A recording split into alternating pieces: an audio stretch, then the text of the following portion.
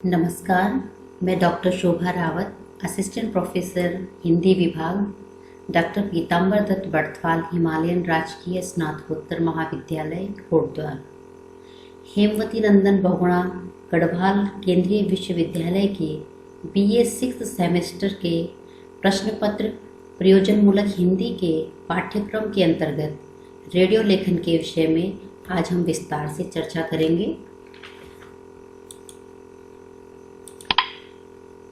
Radio लेखन के अंतर्गत आज हम चर्चा करेंगे समाचार लेखन, रेडियो नाटक, उद्घोषणा लेखन, विज्ञापन लेखन एवं फीचर लेखन। रेडियो लेखन एक चुनौतीपूर्ण काम है। हर तरह का लेखन अपने माध्यम, विषय तथा वातावरण आदि पर निर्भर करता है।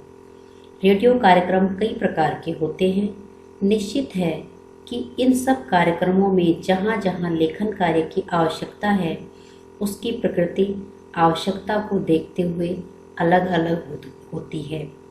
फिर भी रेडियो लेखन के कुछ सिद्धांत सभी कार्यक्रमों के लिए एक जैसे ही होते हैं।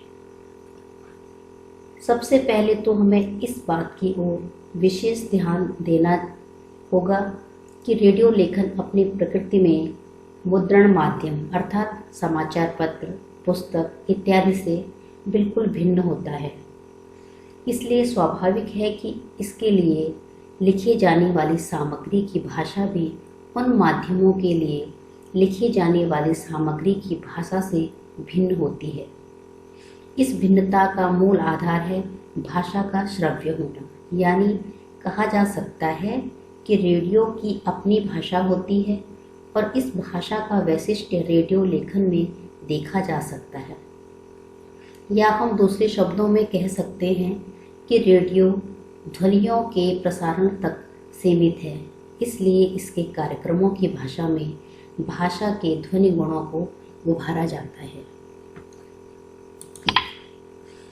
रेडियो की शब्दावली जो कि बहुत ही मुख्य है, वो 3 तरह की होती है।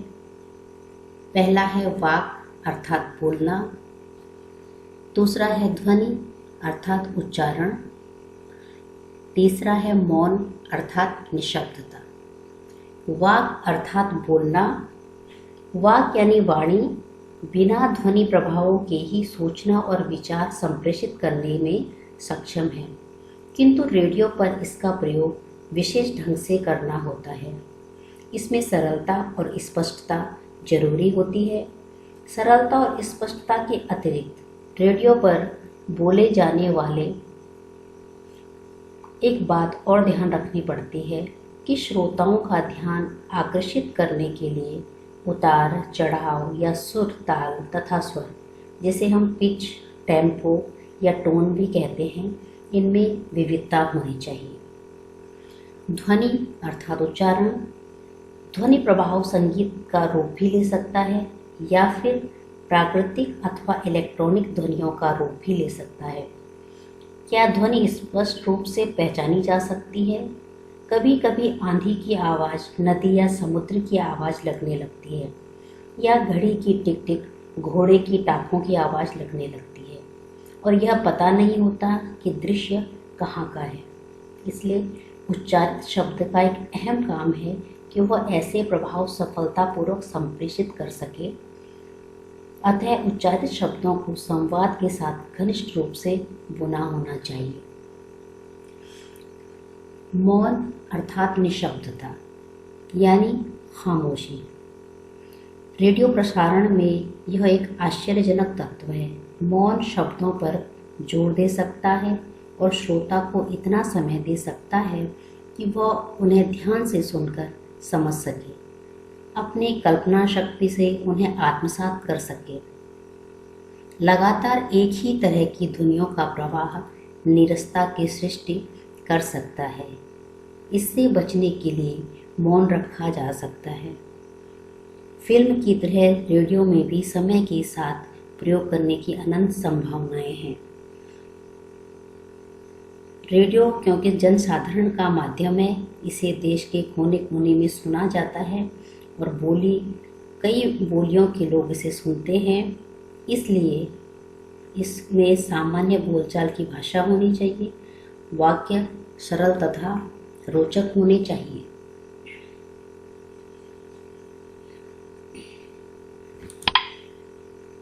समाचार लेखन। समाचार लेखन के अंतर्गत समाचार का संकलन, समाचार चयन, समाचार लेखन, प्रसारण हेतु चयन एवं बुलेटिन एवं प्रसारण होना अति आवश्यक है। पहला है समाचार संकलन। प्रथम चरण में समाचारों का संकलन किया जाता है। विभिन्न स्रोतों से समाचार एकत्रित किए जाते हैं और उनकी गुणवत्ता, महत्व, आवश्यकता आदि के अनुसार कुछ समाचारों का चयन किया जाता है। इसमें दो बातों पर विशेष ध्यान दिया जाता है। पहला, समाचार के स्रोत की विश्वसनीयता और दूसरा, समाचार की उपयुक्तता पर। इसके पश्चात समाचार चयन होता है। लोकहित तथा राष्ट्रहित में नवीनता लिए हुए उपयुक्त समाचारों का चयन किया जाता है। उनकी उपयोगिता एवं महत्व को आंका जाता है। समाचार स्रोत की विश्वसनीयता देखी जाती है। यहाँ समाचार संपादक का विवेक और उसकी दृष्टि महत्वपूर्ण होती है। तृतीय चरण में समाचार लेखन का कार्य किया जाता है। एक समाचार लेखक को यह याद रखना चाहिए कि हम अदृश्य श्रोताओं तक समाचार बोलकर पहुंचा रहे हैं, न कोई तस्वीर दिखा रहे हैं और न उसके प्रश्नों का उत्तर दे रहे हैं। श्रोता अनपढ़ भी हो सकता है और विद्वान भी। इसलिए रेडियो समाचार लेखक को संचार का यह तकनीकी सिद्धांत ध्यान में रखना होता है कि व्यक्ति द्वारा भेजे जाने वाला संदेश जिस माध्यम से जाता है वह किसी न किसी गतिविधि, क्रिया व वस्तु का प्रतिनिधित्व करता हो।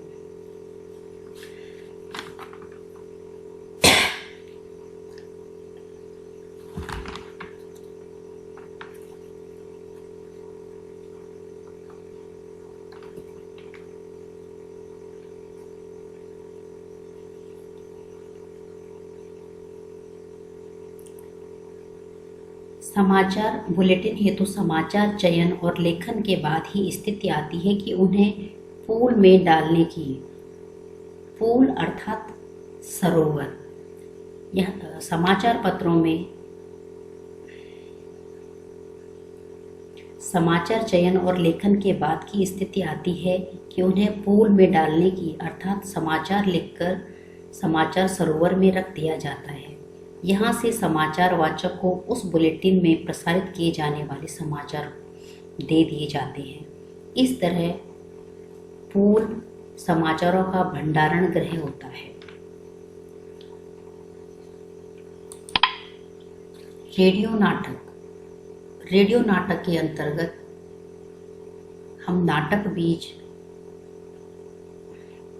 रेडियो नाटक का जो पहला तत्व है वह है नाटक बीज, अर्थात नाटक के बीज कहीं से भी मिल सकते हैं, जैसे अध्ययन से, अनुभव से, समाज से संपर्क में आए व्यक्तियों या आसपास के जीवन से।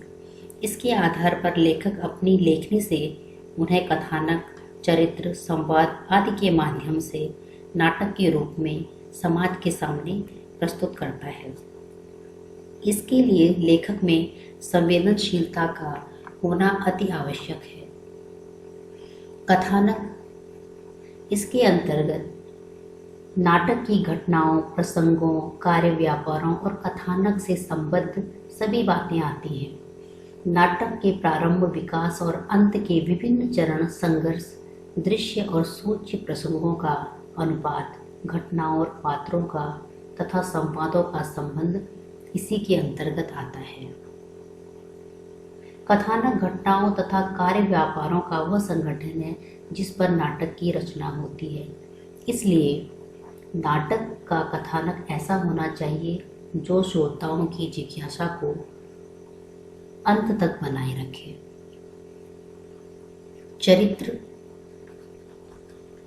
चरित्र के अंतर्गत चरित्र ही नाटक को जीवंत बनाते हैं।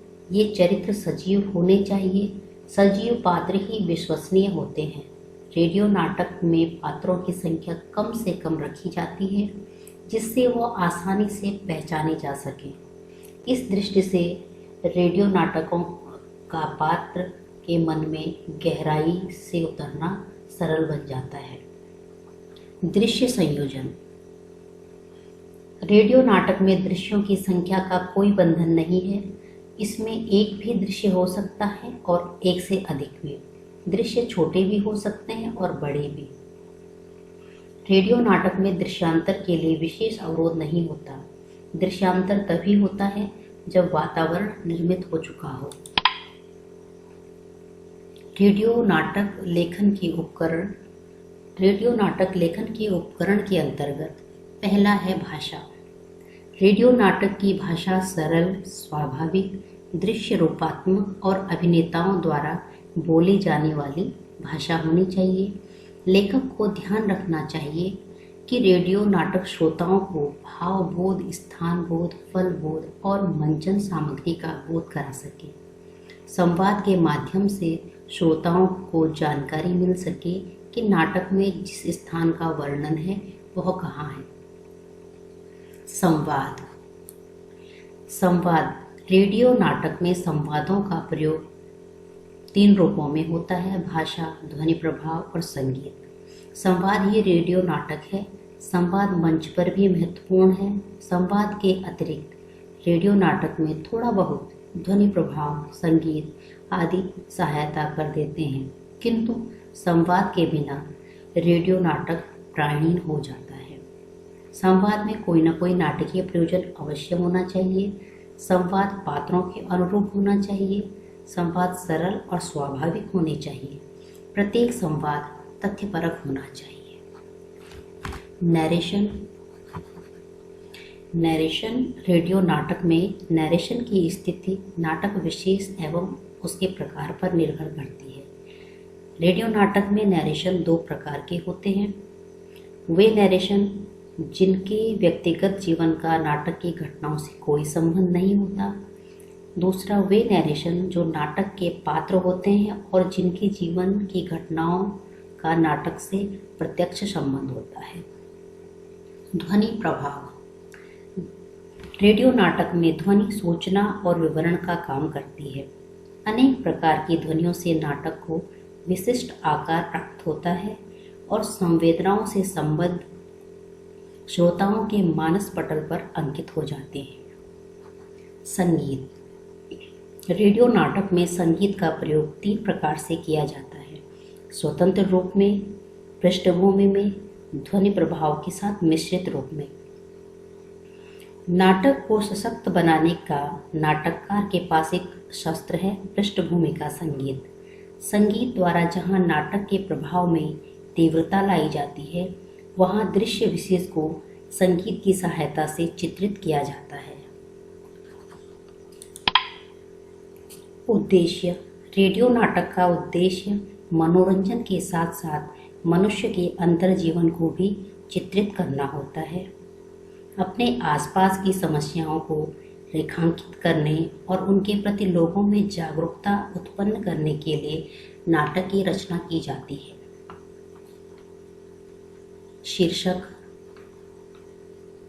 नाटककार किसी भी विषय को आधार बनाकर नाटक लिख सकता है, चाहे वह ऐतिहासिक हो, पौराणिक हो अथवा सामाजिक हो। नाटक का शीर्षक विषय से संबंध होना चाहिए। नाटककार को विषय का चुनाव करते समय श्रव्य ध्वनियों की संभावनाओं का ध्यान रखना आवश्यक है।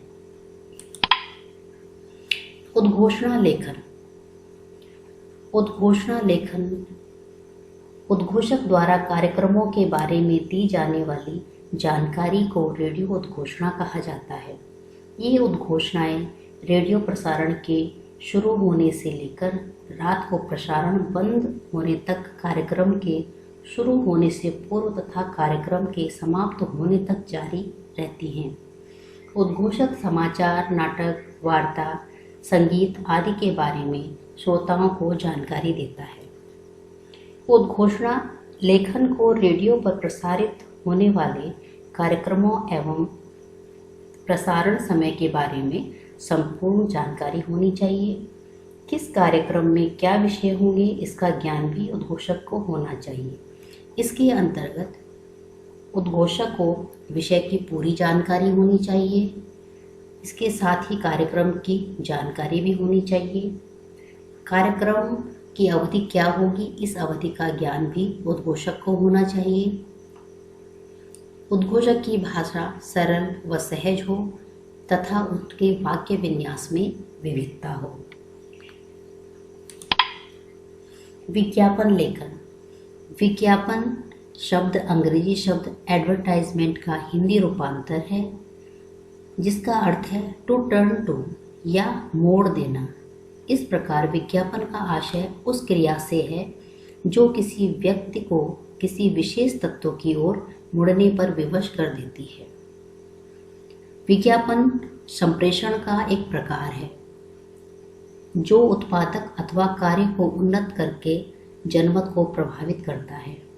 विज्ञापन वह व्यावसायिक शक्ति है जिसके अंतर्गत मुद्रित शब्दों द्वारा विक्रय वृद्धि में सहायता मिलती है। विज्ञापन लेखन में लेखक को उत्पादन तथा उपभोक्ता दोनों से संबंधित जानकारी को ध्यान में रखना होता है। विज्ञापन का लेखन कार्य करते समय लेखक सर्वप्रथम विज्ञापन का शीर्षक तैयार करता है। शीर्षक ही विज्ञापन का प्राण होता है। विज्ञापन लेखन में सरल, स्पष्ट एवं प्रभावपूर्ण भाषा का प्रयोग किया जाना चाहिए। विज्ञापन का कथ्य पूर्णतः उपभोक्ता को संतुष्ट करने वाला होना चाहिए। विज्ञापन लेखक को विज्ञापन तैयार करते समय इस बात का ध्यान रखना चाहिए कि विज्ञापित वस्तु कहाँ मिलेगी, इसकी संपूर्ण जानकारी उपभोक्ता को होनी चाहिए।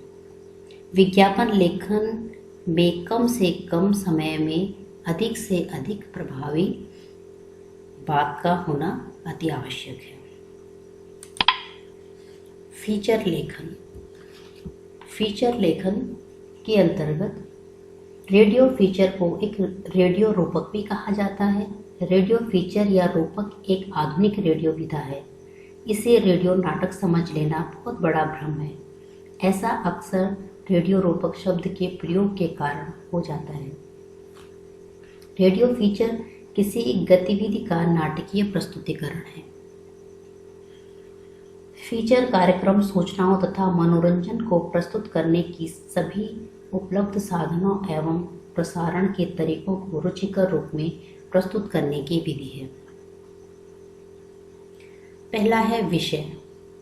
फीचर लेखन के लिए विषय इस प्रकार का हो जिसके बारे में संपूर्ण जानकारी लेखक के पास हो।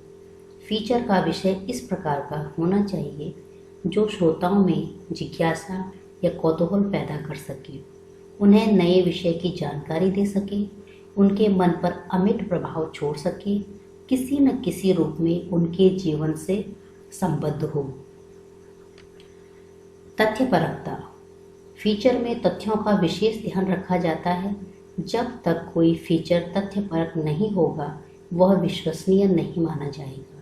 तथ्यपरकता से फीचर की विषय सामग्री का महत्व तो बढ़ता ही है, उसमें वैज्ञानिकता, रोचकता आदि गुणों का समावेश भी हो जाता है। साथ ही उसमें परिवेश की जीवंतता की सृष्टि भी हो जाती है। प्रवाहमयी भाषा।